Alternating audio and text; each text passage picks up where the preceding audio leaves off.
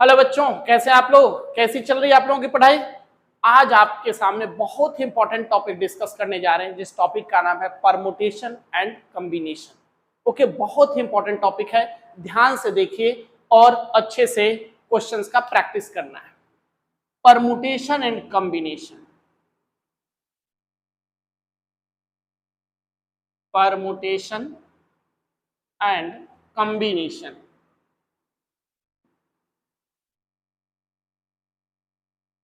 Permutation का मतलब क्या होता है?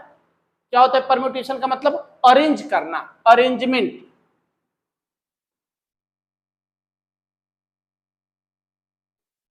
और कॉम्बिनेशन का मतलब क्या होता है? Selection, selection. ओके, परमुटेशन का मतलब होता है अरेंजमेंट और कॉम्बिनेशन का मतलब होता है सिलेक्शन। अब मान लिया जाए कि यहां हम लेते हैं एनपीआर, फर्स्ट फॉर्मूला इसका है एनपीआर, यानी कि हमारे पास टोटल एन ऑब्जेक्ट है, हमारे पास टोटल एन ऑब्जेक्ट है और एक साथ आर ऑब्जेक्ट को लेकर के उसको अरेंज करना है। जैसे मान लीजिए कि 10 ऑब्जेक्ट है, 10 बच्चे हैं, दो दो बच्चे को अरेंज करना है एक साथ, तो हम कैसे अरेंज कर सकते हैं? तो उसी तरीके से एनपीआर, टोटल ऑब्जेक्ट एन है और एक साथ कितने ऑब्जेक्ट को लेना है? आर ऑब्जेक्ट को लेना है। तो टोटल एन ऑब्जेक्ट में एक साथ आर ऑब्जेक्ट को लिया जाए तो कितनी अरेंजमेंट बनेगा, इसको कहते हैं परमुटेशन। कैसे हम अरेंज करेंगे? तो इसका फॉर्मूला क्या कहता है? N factorial upon n minus r का factorial, n factorial upon n minus r का फैक्टोरियल। ओके, उसी तरह से कॉम्बिनेशन मतलब क्या बताया? सिलेक्शन, सेलेक्ट करना है। इसमें क्या है? एनसीआर, यानी कि टोटल एन ऑब्जेक्ट है, एक साथ आर ऑब्जेक्ट को सिलेक्ट करना है। तो कैसे सिलेक्ट करेंगे? तो वहां हमें कॉम्बिनेशन का यूज करना होगा। तो कॉम्बिनेशन क्या कहता है? N factorial upon r factorial n minus r factorial. Okay, तो ये तो डिफरेंस हुआ दोनों में, परमुटेशन और कॉम्बिनेशन कहां हमें यूज करना है, क्योंकि सबसे बड़ा इंपॉर्टेंट पॉइंट यहां बन जाता है। बहुत से बच्चों की परेशानी होती है कि सर ये बताओ कि हम यूज कहां करें, इसको समझ में नहीं आता, कहां अरेंजमेंट लगाए और कहां सिलेक्शन करें। जो क्वेश्चन में ऐसा तो बताया नहीं गया है कि यहां हमें परमुटेशन लगा देना है, यहां हमें कॉम्बिनेशन लगा देना है। तो सिंपल सा मीनिंग समझ लेना है कि जहां हमें अरेंज करना है वहां परमुटेशन का यूज करना है और जहां हमें सिलेक्ट करना है वहां कॉम्बिनेशन का यूज करना है। हालांकि बहुत सारे क्वेश्चन ऐसे आएंगे जहां परमुटेशन और कॉम्बिनेशन दोनों का हमें यूज करना हो, यानी कि पहले हम क्या करते हैं? सेलेक्ट करते हैं और फिर सेलेक्ट करके अरेंज भी करते हैं। तो हाँ, परमुटेशन और कॉम्बिनेशन दोनों का यूज करना।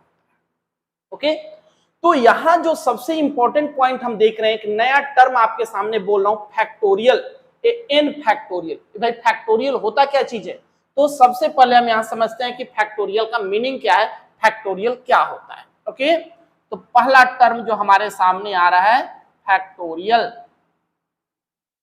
ये फैक्टोरियल का मतलब क्या होता है? तो ये कहें कि product up to one, product up to one, product till one, till one. जैसे मान लिया जाए हम यहां लिखते हैं 5 का फैक्टोरियल, ठीक? तो इसका मीनिंग क्या हो गया? 5 into 4 into 3 into 2 into 1। 5 factorial का मतलब 5 4 3 2 1। अगर हमें दिया गया कि 10 का फैक्टोरियल तो क्या हो जाएगा? 10 into 9 into 8 into 7 into 6 into 5 into 4 into 3 into 2 into 1। Okay, तो ये फैक्टोरियल का मतलब हो गया कि जो भी फैक्टोरियल दिया हुआ है वहां से लेकर के 1 तक का प्रोडक्ट, यानी कि फैक्टोरियल में हमेशा एक एक नंबर क्या करना है? रिड्यूस करना है। ठीक है, अब जैसे मान लिया जाए कि हमें दे दिया गया n फैक्टोरियल, तो इसका मतलब क्या हो गया? n, n minus 1, n minus 2, n minus 3, reduce हो रहा है 4 3 2 1। तो n फैक्टोरियल का मतलब हो गया 1 से लेकर के n तक का प्रोडक्ट हमारा। ओके, तो फैक्टोरियल का मतलब है कि जो भी फैक्टोरियल है वहां से एक एक नंबर रिड्यूस करना है। कहां तक रिड्यूस करना है, 1 तक रिड्यूस करना है। ओके, ये मीनिंग आपको अच्छे से समझ लेना है। एक चीज और हम यहां देखते हैं, जीरो का फैक्टोरियल। हम जानते हैं कि जीरो से अगर हम किसी भी चीज को 1 से नीचे तो जा नहीं सकते, क्योंकि मेन पर्पस क्या हमारा, जो भी फैक्टोरियल हम ले रहे हैं 1 तक का प्रोडक्ट है, तो जीरो फैक्टोरियल हमेशा के लिए क्या माना गया है, 1। जीरो फैक्टोरियल क्या होता है, 1। नेगेटिव नंबर का फैक्टोरियल नहीं होता। अगर दे दिया गया -n का फैक्टोरियल तो ये पॉसिबल नहीं। क्यों नहीं पॉसिबल है, तो हम क्या जानते हैं, फैक्टोरियल का मतलब क्या क्या होता है, रिड्यूस करना है, एक एक नंबर कम करना है, और कम करके लाना क्या है, 1। लेकिन क्या माइनस से अगर हम एक नंबर कम करेंगे तो कभी 1 आ सकता है, नहीं आ सकता, नहीं ना आ सकता। ओके, तो इसलिए कभी भी हमारा -n फैक्टोरियल पॉसिबल नहीं है। हम -5 का फैक्टोरियल नहीं लिख सकते, -6 का फैक्टोरियल नहीं लिख सकते। ओके, क्योंकि फैक्टोरियल का मीनिंग है कि रिड्यूस करके 1 लाना है, लेकिन अगर हम -5 से नीचे जाएंगे तो कभी भी 1 नहीं आ सकता। ओके, तो बहुत ही इंपॉर्टेंट टर्म है फैक्टोरियल, ये अच्छे से आप समझ लीजिए कि फैक्टोरियल का मीनिंग क्या होता है।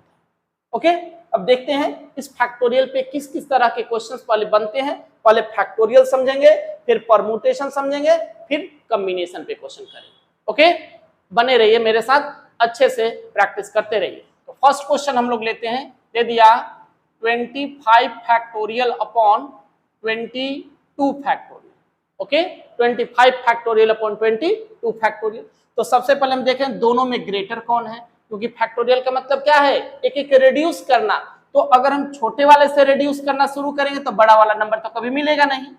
ओके, तो जब भी फैक्टोरियल आप सोल्व कर रहे हैं तो सबसे पहला काम करेंगे, पता करेंगे कि जो भी नंबर दिया है उसमें ग्रेटर नंबर क्या है। तो ग्रेटर नंबर क्या है, 25। तो क्या हो गया, 25 इंटू 24 इंटू 23 इंटू 22 का फैक्टोरियल। हम कहीं भी रोक सकते हैं फैक्टोरियल लगा कर, कोई दिक्कत नहीं। इंटू 22 का फैक्टोरियल कट गया, तो ये हमारा रिजल्ट दे दिया इसने, 25 इंटू 24 इंटू 23। ओके, इस तरीके से हम किसी भी क्वेश्चन को फाइंड आउट कर सकते हैं। हाँ, एक चीज अब ध्यान रखें कि फैक्टोरियल में 2 फैक्टोरियल को हम ऐड नहीं कर सकते। जैसे हमें दे दिया गया कि 5 फैक्टोरियल प्लस 3 फैक्टोरियल, क्या हम इसको 8 फैक्टोरियल लिख सकते हैं, लिख सकते हैं क्या 8 फैक्टोरियल, नहीं, इसे 8 फैक्टोरियल नहीं लिखना है, क्योंकि फैक्टोरियल ऐड नहीं होता है। ठीक है ना, 5 फैक्टोरियल -3 का फैक्टोरियल, क्या हम 2 फैक्टोरियल लिख सकते हैं, नहीं, ऐसा पॉसिबल नहीं है। 5 का फैक्टोरियल इंटू 3 का फैक्टोरियल, क्या हम 15 का फैक्टोरियल लिख सकते हैं, नहीं, ऐसा पॉसिबल नहीं है। याद रखना है, क्योंकि अगर सेपरेटली इसको लेकर के 5 फैक्टोरियल का रिजल्ट आप निकालेंगे, 3 फैक्टोरियल का रिजल्ट निकाला और ऐड कर दिया, और आरएचएस में 8 फैक्टोरियल का रिजल्ट निकाला, तो दोनों डिफरेंट होगा, सेम नहीं आने वाला। इसलिए 2 फैक्टोरियल को हम यहाँ पे ऐड नहीं कर सकते। हाँ, ऐड सब्ट्रैक्ट करना है तो पहले उसको सिंप्लीफाई कर देंगे और देन ऐड और सब्ट्रैक्ट कर सकते हैं। क्लियर हो गया, कोई दिक्कत तो नहीं है। चलिए एक और क्वेश्चन हम लोग लेते हैं। मान लिया जाए कि एक क्वेश्चन हमारे पास दे दिया कि फाइंड एक्स का वैल्यू हमें निकालना है, 1/4 का फैक्टोरियल प्लस 1/5 का फैक्टोरियल इक्वल टू x/6 का फैक्टोरियल। यहां से हमें x का वैल्यू निकालना है, तो हम कैसे इसको फाइंड आउट करें। तो सबसे पहले देखिए क्या सिखाया था कि बेटा सबसे बड़ा नंबर पहले ढूंढना है। तो 4 फैक्टोरियल है, 5 फैक्टोरियल है, 6 फैक्टोरियल। सबसे बड़ा क्या है, 6 को हम रिड्यूस कर सकते हैं, और सबसे छोटा क्या है, 4। तो 4 फैक्टोरियल, 5 फैक्टोरियल को क्या लिखते हैं, 5 इंटू 4 का फैक्टोरियल, x/6 इंटू 5 इंटू 4 का फैक्टोरियल हम लोग लिख सकते हैं। अब यहां से हम लोगों ने 4 का फैक्टोरियल कॉमन ले लिया, तो क्या बचा, 1 और 1/5 equal to x/6 into 5 into 4 factorial. Cut सकता है हमारा, तो क्या आया, एलसीएम ले लें, तो 5 + 1/5 इक्वल टू x/6 इंटू 5। तो क्या हो गया, ये तो हमारा कट जाएगा, तो 6/1 equal to x/6, cross multiply करते x का वैल्यू कितना आ गया, 36। ओके, तो जब भी इस तरह से क्वेश्चन आता है आपने सबसे बड़ा नंबर ढूंढना है और उसको रिड्यूस करना है। कहां तक रिड्यूस करना है? जो सबसे छोटा नंबर है वहां तक आपने इसको रिड्यूस कर देना है। ओके, अब हम देखते हैं अगला क्वेश्चन किस तरीके का क्रिएट होने वाला है। क्या कह रहे हैं क्वेश्चन? n+2 का फैक्टोरियल इक्वल टू 60 n-1 का फैक्टोरियल, देन हमें n का वैल्यू फाइंड आउट करना है। ओके, इस तरह के क्वेश्चन भी इंपॉर्टेंट होते हैं, ध्यान दीजिए। तो बेटा हमने क्या बताया था पहले आपको कि जब भी हमें फैक्टोरियल को ब्रेक करना है तो क्या देखेंगे? सबसे बड़ा नंबर क्या है। तो यहाँ n-1 का फैक्टोरियल है, यहाँ n+2 का फैक्टोरियल है, तो ग्रेटर नंबर क्या है? n+2। तो हम इसको रिड्यूस कर सकते, लिख सकते हैं n+2 n+1 n, कहां तक रिड्यूस करना है? सबसे छोटे नंबर तक, n-1 का फैक्टोरियल इक्वल टू 60 n-1 का फैक्टोरियल। ये तो हमारा कट गया, कैंसिल हो गया ना। तो क्या बचा? n+2 n+1 n equal to 60 आ गया। अब देखिए, अब हमें क्या करना होगा? अगर हम इसे मल्टीप्लाई कर दें तो कैसा फॉर्मेट आ जाएगा? क्यूबिक, है ना। और क्यूबिक को फैक्टराइज करना हमारे लिए मुश्किल हो जाएगा। तो क्या करें? दूसरा को सोचते हैं, क्या सोचें? तो अब 60 को हम कैसे ब्रेक कर सकते हैं? ये देखिए n+2 n+1 n, यही ना हमारे पास है। हम जानते हैं कि 60 को क्या लिख सकते हैं? 5 × 4 × 3। 60 को लिख सकते हैं 5 × 4 × 3। अब बेटा अगर हम इस फॉर्मेट पर इसको अगर रिड्यूस कर दें, इधर है n+2 n+1 n, इसे हम लोग लिख सकते हैं 3+2 3+1 और 3। अब इसके साथ अगर आप इसको कंपेयर कर देते हो तो n का वैल्यू क्या आ जाता है? 3। ओके, कोई दिक्कत तो नहीं। चलिए एक ऐसा क्वेश्चन और कर लेते हैं ताकि अच्छे तरीके से थॉरो हो जाएगा, बिल्कुल कोई दिक्कत ही नहीं रहेगी। एक और क्वेश्चन ऐसा देखते हैं, आपको पहले बनाना है, फिर मुझे देखना है कि हाँ सर ने जो बनाया है उससे हमारा मैच कर रहा है या नहीं कर रहा है। ओके, एक और क्वेश्चन, जो क्वेश्चन है n+3 का फैक्टोरियल 56 n+1 का फैक्टोरियल। ओके, तो आपने क्या करना है? खुद से इसको ट्राई करना है। पहले 2 मिनट खुद ट्राई कीजिए, फिर सॉल्यूशन देख करके आप देखेंगे कहां आप गलती कर रहे थे या बिल्कुल एक ही बार में आप सीख चुके हैं। ओके, तो देखिए हम फिर से उसी बात को दोहरा रहा हूं कि n+3 और n+1 कौन बड़ा है? n+3। किसको ब्रेक करना है? n+3 को। तो कर दीजिए, क्या हो गया? n+3 n+2 n+1 factorial equal to 56 n+1 का फैक्टोरियल, राइट। तो n+1 फैक्टोरियल से n+1 फैक्टोरियल हमारा कैंसिल हो गया। तो क्या बचा? n+3 n+2 इक्वल टू 56, यही ना है। अब इसको ब्रेक मल्टीप्लाई कर दीजिए तो क्या हो गया? n² + 5n + 6 equal to 56। तो क्या है बेटा? n² + 5n + 6 - 56 equal to 0। तो क्या आया? n² + 5n - 50 equal to 0। अब क्या करना है? मिडिल टर्म स्प्लिटिंग, जो आप बचपन से पढ़ते आ रहे हो, 6 के बाद यही चीज पढ़ाया जाता है, मिडिल टर्म स्प्लिटिंग। तो क्या होगा बेटा बताइए? क्या बताया आपने? किसमें ब्रेक करें? 10 और 5, यही ना। तो n² + 10n - 5n - 50 equal to 0। n को कॉमन ले लेते हैं, n + 10 - 5 को कॉमन ले लिया, n + 10 इक्वल टू 0। तो n - 5 n + 10 इक्वल टू 0, यही ना आया। तो n का वैल्यू क्या हो जाएगा? n इक्वल टू 5 आ गया और n इक्वल टू -10 आ गया।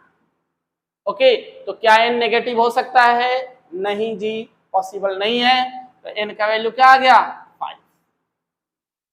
बोलिए क्लियर हुआ या नहीं हुआ? क्लियर है बिल्कुल?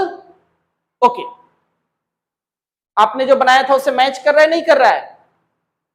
कर रहा है। ओके, तो ये समझ लीजिए कि इस टाइप के क्वेश्चन अगर आपके पेपर में आता है तो बिल्कुल आप उसे कर करते हैं। ओके, चलिए अगला टाइप बताता हूं कि और किस तरह के क्वेश्चन आ सकता है।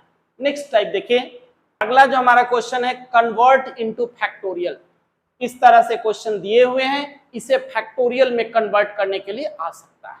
ओके, तो फर्स्ट क्वेश्चन देखते हैं। 5 इंटू है 5 into 6 into 7 into 8 into 9 into 10, इसको आप फैक्टोरियल में कन्वर्ट करेंगे कैसे? ओके, तो ध्यान दीजिए क्या करें, 1 into 2 into 3 into 4 into 5 into 6 into 7 into 8 into 9 into 10, यही ना हमने किया।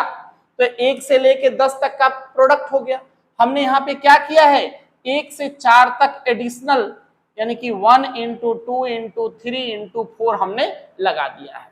तो 1 इंटू 2 इंटू 3 इंटू 4 से ऊपर मल्टीप्लाई कर दिया और नीचे मल्टीप्लाई कर दिया, तो ऊपर क्या हो गया 10 का फैक्टोरियल और नीचे क्या आ गया 4 का।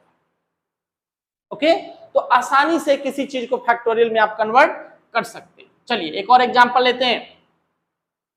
कितना है 3 into 6 into 9 into 12 into 15 into 18। Okay, तो क्या करने वाले हैं आप, 3 को हम लोग क्या लिख सकते हैं 3 इंटू 1। ओके, 6 को क्या लिख सकते हैं 2 इंटू 3, फिर 9 को क्या लिख सकते हैं 3 इंटू 3। चलिए ऐसे लिख देते हैं 3 इंटू 1 और 3 into 2, 3 into 3, 3 into 4, 3 into 5, 3 into 6 लिख सकते हैं। तो आप क्या देख रहे हैं 3 3 3 3 3। अगर वो 1 बार 2 बार 3 बार 4 बार 5 बार 6 बार, इस 3 को हमने बाहर निकाल दिया, मल्टीप्लाई कर निकाल दिया आपने बाहर।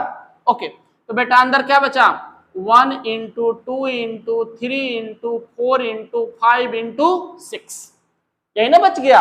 तो हम लोग क्या लिख सकते हैं 3 की पावर 6 इंटू 6 का फैक्टर। तो इस तरीके से हमें n का वैल्यू निकालने के लिए आ सकता है, या x का वैल्यू हमने देखा था कैसे निकालने के लिए आए। सिंपल फैक्टोरियल तो आप कर लेंगे, आपके लिए कोई मुश्किल काम नहीं होने वाला है। तो एक क्वेश्चन x दे देगा, x का वैल्यू निकालो, फिर प्रीवियस क्वेश्चन हमने देखा कि n का वैल्यू कैसे निकालना है, उसे निकालना है, और तीसरा जो क्वेश्चन अगला जो टाइप देता है कि फैक्टोरियल में कन्वर्ट करो, कैसे कन्वर्ट करेंगे ये आपने यहाँ पे देख लिया। ओके, कोई दिक्कत तो नहीं है।